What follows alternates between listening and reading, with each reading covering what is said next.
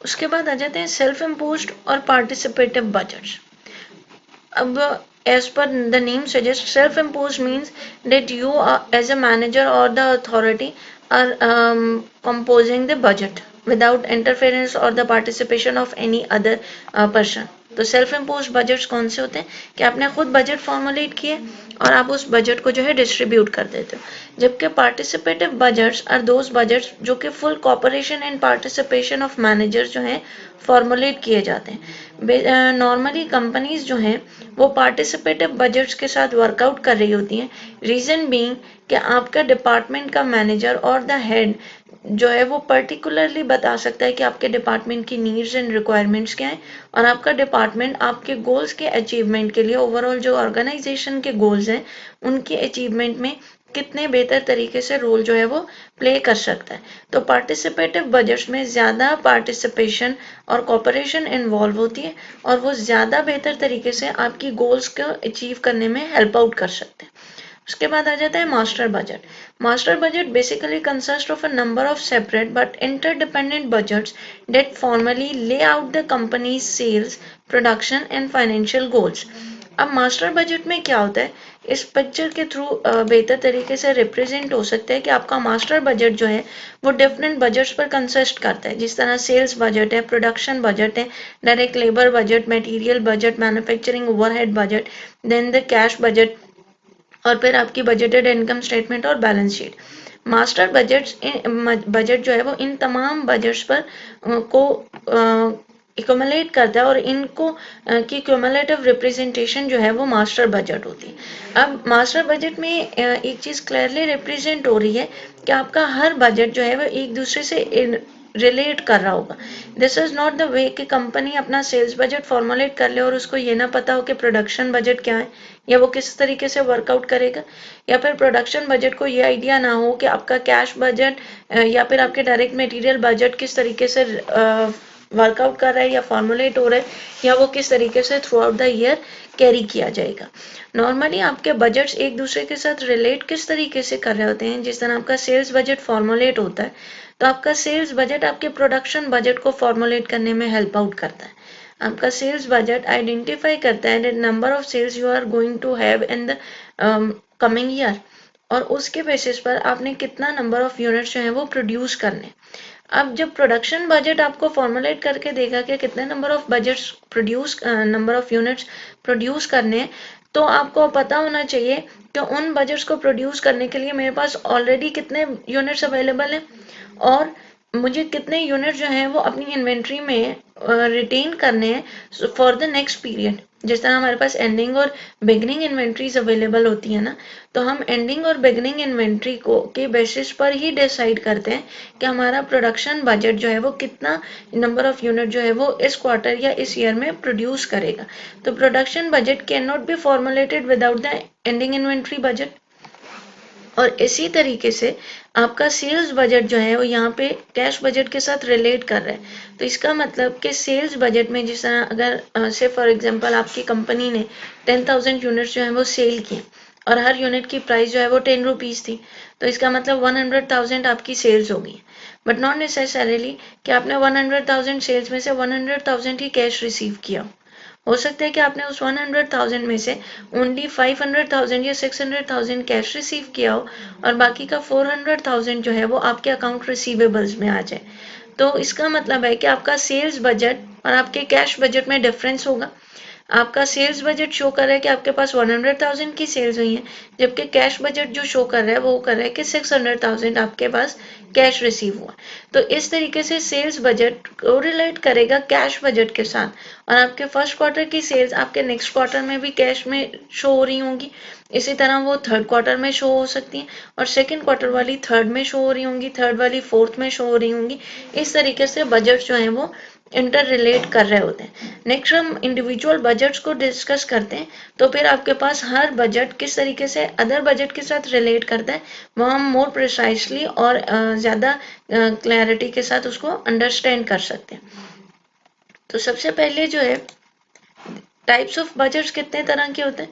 Sales budget है, production budget है, direct material budget है, डायरेक्ट लेबर बजट है, मैन्युफैक्चरिंग ओवरहेड बजट है, ending finish goods inventory budget, selling and administrative expense budget, cash budget, budgeted income statement and budgeted balance sheet.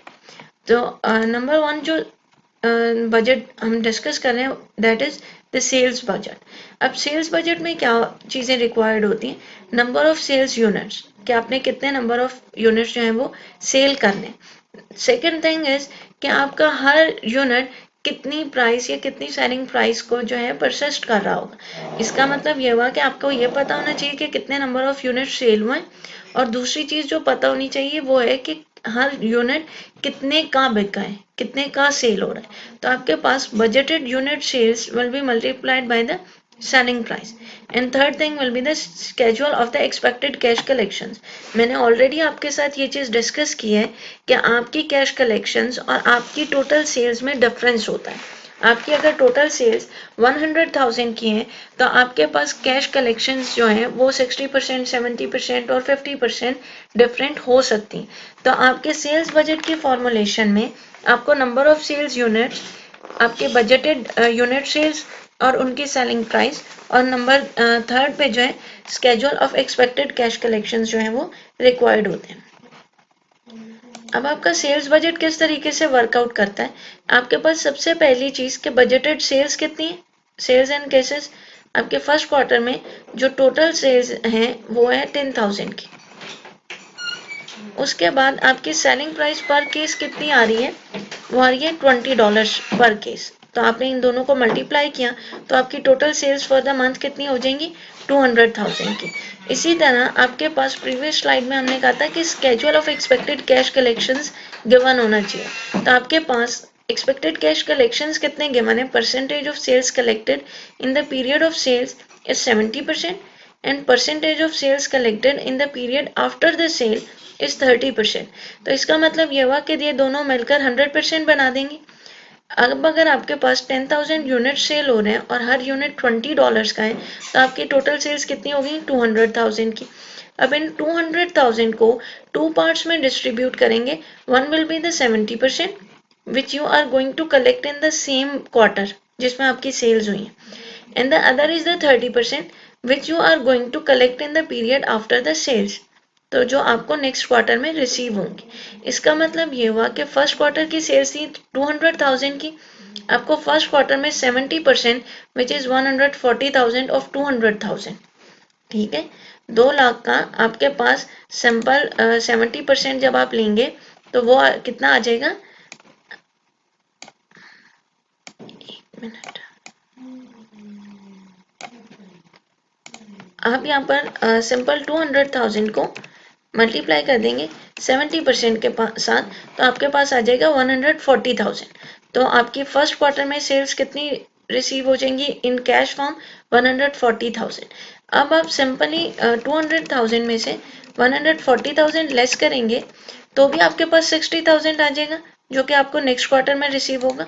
और in other terms आप 200,000 को 30% से multiply करेंगे तो भी 60,000 आ जाएगा जो कि आपको नेक्स्ट क्वार्टर में रिसीव होगा। और ये दोनों मिलकर 2 लाख की अमाउंट बना देंगे जो कि आपकी इस क्वार्टर की सेल्स है। अच्छा, ऐसा भी हो सकता है कि आपके पास यहाँ पे 3 डिस्ट्रीब्यूशंस गिवन हो, say for example 50% in the first quarter जिसमें सेल्स हुई है, 30% in the second quarter and 20% in the third quarter, ठीक है, या second quarter after the sales. तो फिर आपने किस तरीके से करना है कि 200,000 का 50% विल बी द 100,000, तो 100,000 फर्स्ट क्वार्टर में रिसीव हो जाएगा। उसके बाद 60,000 जो है 30% ऑफ 200,000 वो सेकेंड क्वार्टर में रिसीव हो जाएगा, और 40,000 विच विल बी द 20% ऑफ 200,000 वो आपको थर्ड क्वार्टर में रिसीव हो जाएगा। इस तरीके से आपकी कैश कलेक्शंस जो है वो के फॉरवर्ड होती जाएंगी। अब जब हम तमाम क्वार्टर्स का बजट जो है वो फॉर्मुलेट कर रहे होंगे तो वो किस तरीके से हो जाएगा कि आपके पास बजटेड सेल्स जो है वो फर्स्ट क्वार्टर में 10,000 आ रही है, फिर सेकेंड क्वार्टर में 30,000 है, थर्ड क्वार्टर में 40,000 है और फोर्थ क्वार्टर में 20,000 सेल्स है, और आपके पास टोटल सेल्स हो गई 100,000 फॉर द ईयर।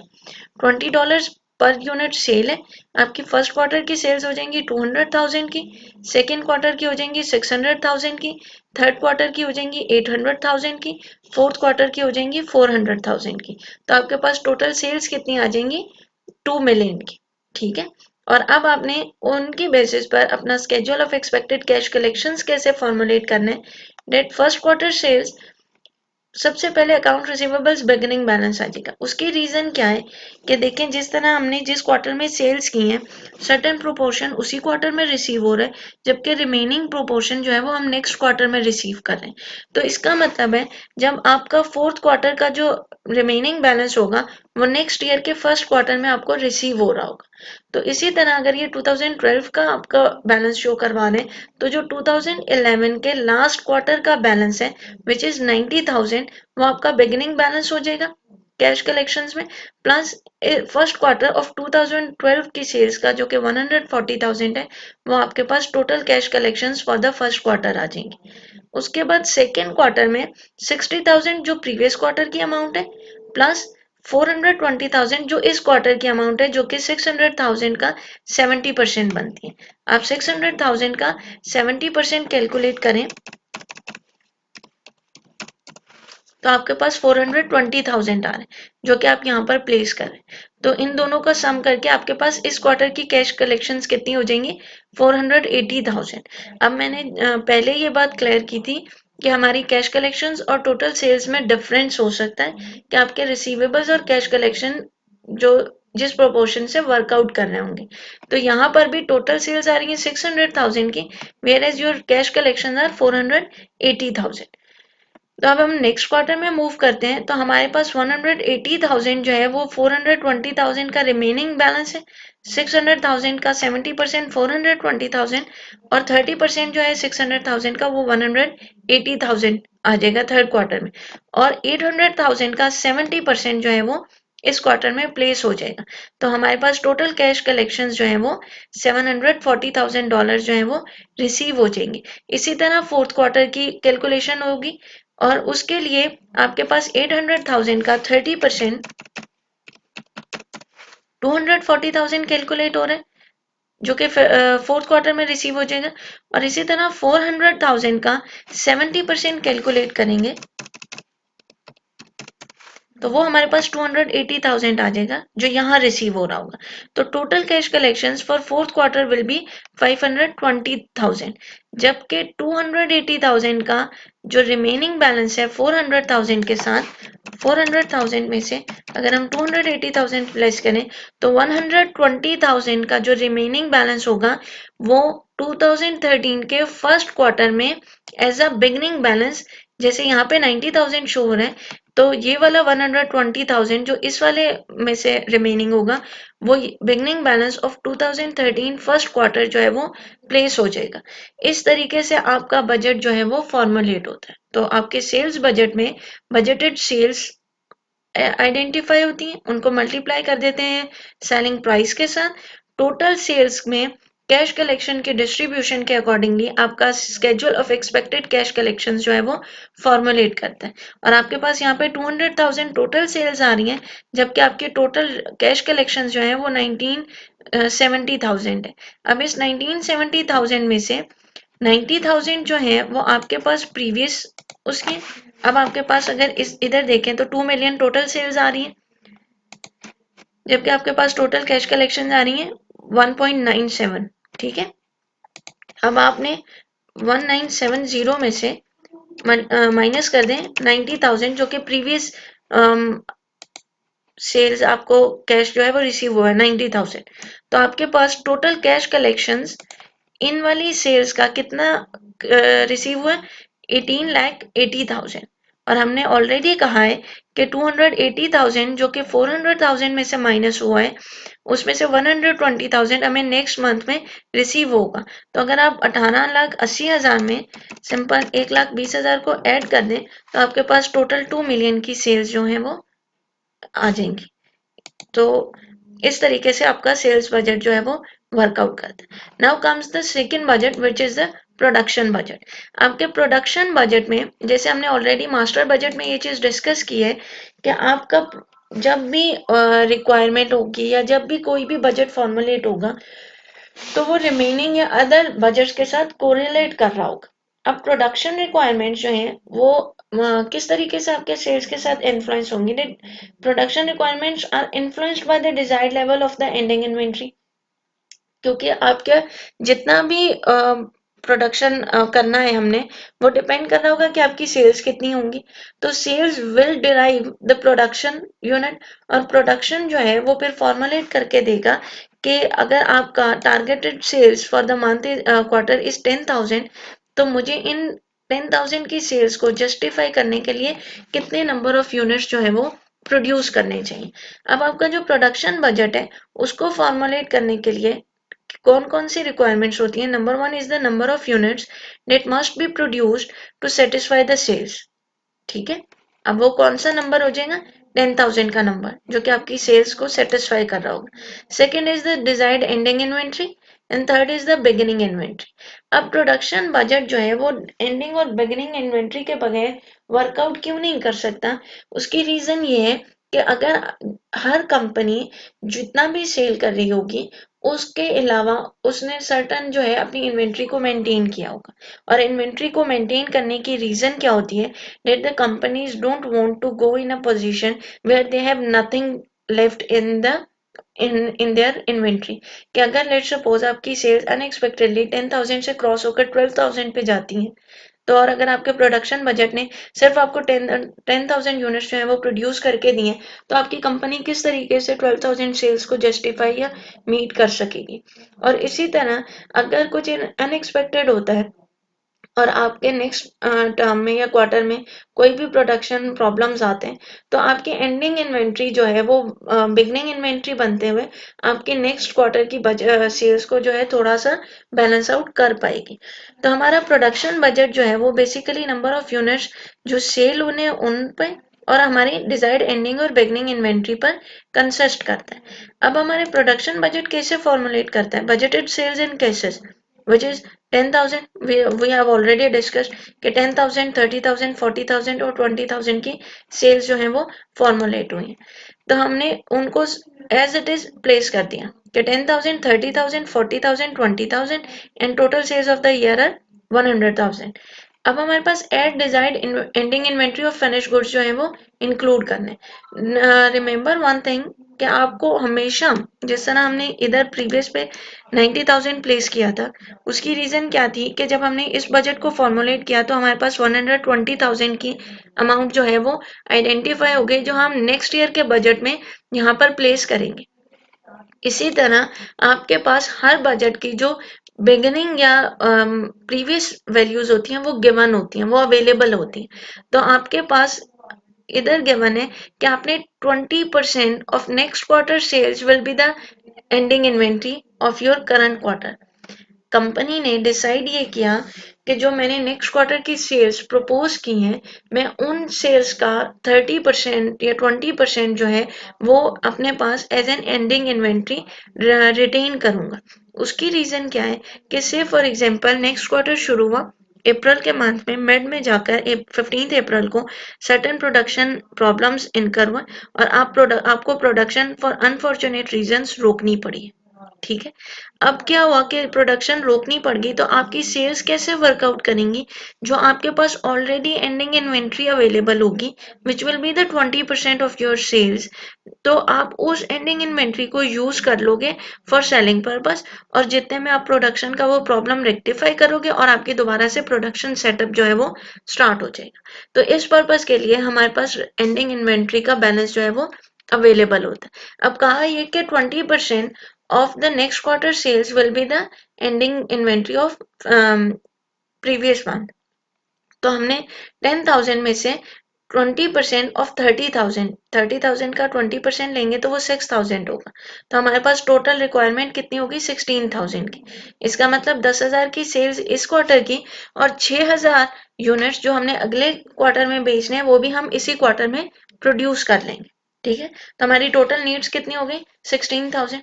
इसी तरह अगर हमने एंडिंग बैलेंस सर्टेन मेंटेन करना है तो यकीनन हमारे पास बिगनिंग बैलेंस भी होगा। जिस तरह हम इस क्वार्टर का एंडिंग बैलेंस मेंटेन कर रहे हैं तो वो अगले क्वार्टर का बिगनिंग बैलेंस बन रहा है, तो इसी तरह इस क्वार्टर का भी सर्टेन बिगनिंग बैलेंस होगा, वो है 2000। अब हमने इस 16,000 में से बिगनिंग बैलेंस को लेस कर दिया, तो हमारे पास 14,000 रिक्वायर्ड प्रोडक्शन यूनिट्स की जो है वो कैलकुलेशन आ गई। अब हमने इस क्वार्टर में कितने यूनिट्स प्रोड्यूस करने, 14,000 यूनिट्स। अब हम नेक्स्ट क्वार्टर पे मूव करते हैं। 30,000 बजटेड सेल्स है, 20% of next quarter sales will be the ending inventory balance। तो 40,000 का 20% which is 8,000 वो हम इसमें ऐड कर देंगे, तो हमारे पास टोटल जो है वो 38,000 की रिक्वायरमेंट आ जाएगी, प्रोडक्शन रिक्वायरमेंट। अब उस 38,000 में से बिगनिंग बैलेंस को माइनस कर देंगे, बिगनिंग इन्वेंट्री बैलेंस को, और इस केस में हमारे पास बिगनिंग इन्वेंट्री बैलेंस क्या होगा, जो कि हमारे पास प्रीवियस मंथ का एंडिंग इन्वेंट्री बैलेंस है। तो इस 6,000 को हम इस वाले क्वार्टर की total number of desired units में से माइनस कर देंगे, तो हमारे पास total units for this quarter 32,000 जो है वो कैलकुलेट हो जाएंगे। Similarly third quarter work on करेगा और फोर्थ क्वार्टर वर्क ऑन करेगा कि किस तरीके से फोर्थ क्वार्टर की सेल्स 20,000 है, और हमने ये कहा कि एज्यूम किया कि जो नेक्स्ट क्वार्टर की सेल्स हैं उनका 20% जो है वो 3,000 कैलकुलेट होता है। अब हमने एंडिंग इन्वेंट्री 3,000 ऐड कर दी, तो हमारे पास आ गया 23,000। अब प्रीवियस मंथ का क्वार्टर का जो एंडिंग बैलेंस था वो इस क्वार्टर का बिगनिंग बैलेंस बन जाएगा 4,000। तो हमारे 23,000 में से 4,000 हमने लेस किया, तो 19,000 की रिक्वायर्ड प्रोडक्शन बजट जो है वो हमारा फॉर्मुलेट हो गया। तो अब अगर हम ओवरऑल ईयर के बजट को एनालाइज करें, तो ईयर में हमें टोटल बजटेड सेल्स कितनी थी, 100,000 की। Desired ending inventory will be the 3,000, और अब 3,000 में से जो हमारा बिगनिंग इन्वेंट्री बैलेंस था वो 2,000 का था, उसको माइनस किया, तो हमारे पास 101,000 की टोटल रिक्वायरमेंट कैलकुलेट होगी। अब इस 101,000 को इन अदर टर्म्स देखें तो 1,01,000 यूनिट्स प्रोड्यूस करने, 1,01,000 यूनिट प्रोड्यूस करने के साथ हमारे पास बिगनिंग में 2,000 यूनिट्स अवेलेबल होंगे। तो जब हम 1,01,000 यूनिट्स में इन 2,000 यूनिट्स को ऐड ऑन करेंगे, तो हमारे पास 1,03,000 जो है वो टोटल उस क्वार्टर की जो नीड्स होंगी, प्रोडक्शन नीड्स होंगी, वो फॉर्मुलेट हो जाएंगी। तो इस तरीके से हमारा प्रोडक्शन बजट जो है वो फॉर्मुलेट होता है। Now in this lecture we have discussed the two budgets, sales budget and the production budget, कि वो किस तरीके से फॉर्मुलेट होते हैं और वो आपस में रिलेट किस तरीके से करते हैं। For this lecture, please go through these two budgets, and in the next lecture we will discuss the remaining budgets.